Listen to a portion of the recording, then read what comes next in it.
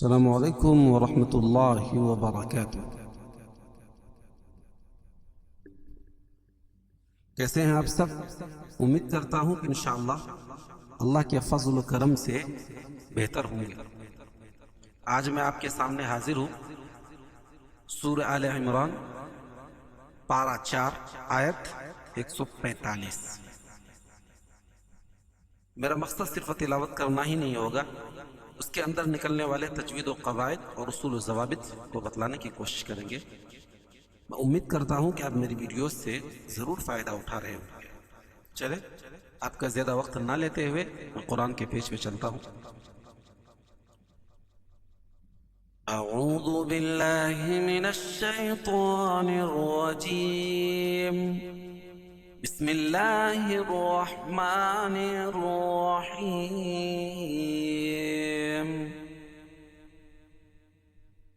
وما كان لنفس أن تموت إلا بإذن الله كتابا مؤجلا، ومن يرد ثواب الدنيا نؤته منها، ومن يرد ثواب الآخرة نؤته منها، وَسَنَجْزِي الشَّاكِرِينَ۔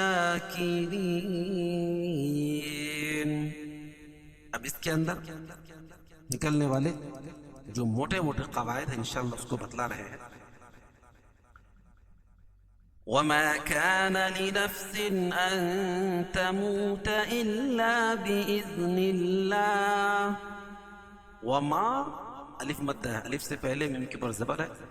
کان لنفس ان تموت، یا اظہار حلقی ہے، کیونکہ نون ساکن کے بعد حروف حلقی کے 6 حرفوں میں سے کیا ہے؟ حمزہ ہے، تو یہاں ظاہر کر کے پڑھیں گے لنفس ان تموت۔ ان تموت میں اخفا حقیقی، کیونکہ نون ساکن کے بعد حروف اخفا کے 15 حرفوں میں سے تا ہے، تو یہاں ناک میں آواز کو چھپا کر پڑھیں گے۔ مو واو مدہ ہے، الا الف مدہ، باذن اللہ دال کو باریک پڑھیں گے، اور اللہ کے لام سے پہلے نون کے نیچے زیر ہے تو اللہ کا لام باریک پڑھا جائے گا۔ بِإِذْنِ اللَّهِ كِتَابًا مُؤَجَّلًا، کتاب کھڑا زبر قائم مقام الف مدہ کے، اور تنوین کے بعد ادغام مع الغنہ کے 4 حرفوں میں سے میم ہے، وہ بھی دوسرے کلمے میں، تو یہاں ادغام مع الغنہ ہوگا۔ کتابا بم مؤجلا، اور 2 زبر کی تنوین پر وقف کی صورت میں ایک زبر کے قائم مقام الف پڑھیں گے، جیسے مؤجلن سے مؤجلا۔ ومن يرد ثواب الدنيا نؤته منها، ومن ادغام کا قاعدہ ہے کہ نون ساکن یا تنوین کے بعد، ٹھیک ہے، ادغام مع الغنہ کے غنہ والے ادغام کے 6 حروف ہیں، 2 میں غنہ نہیں ہوتا ہے اور 4 میں غنہ ہوتے ہیں، تو بعد آئے یعنی نون ساکن والا کلمہ الگ ہو اور نون ساکن اور تنوین کا کلمہ الگ ہو، اور جس میں ادغام کر رہے ہوں وہ دوسرے کلمے میں ہو، تو وہاں ادغام ہوتا ہے۔ من یرید دال پر قلقلہ اور را کو باریک پڑھیں گے۔ ثواب الدنیا، یہاں اظہار ہوگا۔ قاعدہ کیا ہے؟ دنیا، الدنیا جو ہے ایک ہی کلمہ ہے۔ قاعدہ ہے کہ نون ساکن کے بعد، کیوں؟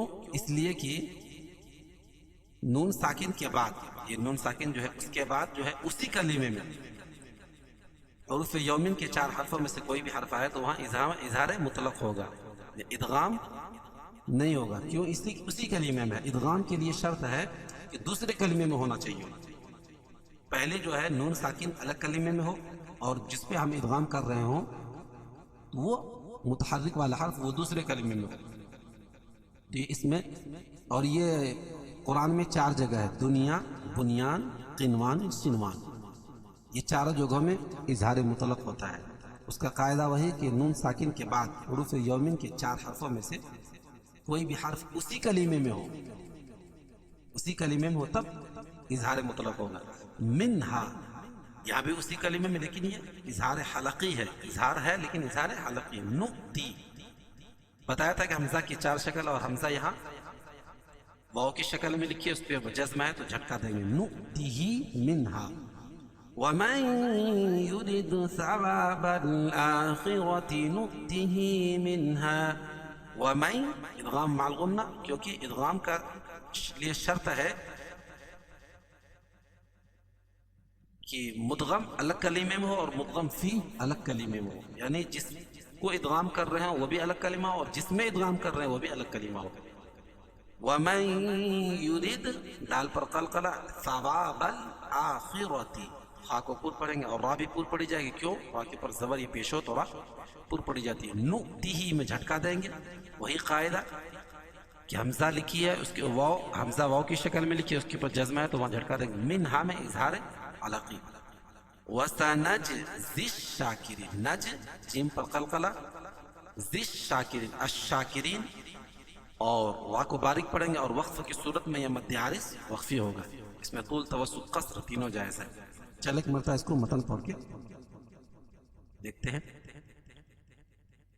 وما كان لنفس أن تموت إلا بإذن الله كتابا مؤجلا. ومن يرد ثواب الدنيا نؤته منها. ومن يرد ثواب الآخرة نؤته منها. وسنجزي الشاكرين.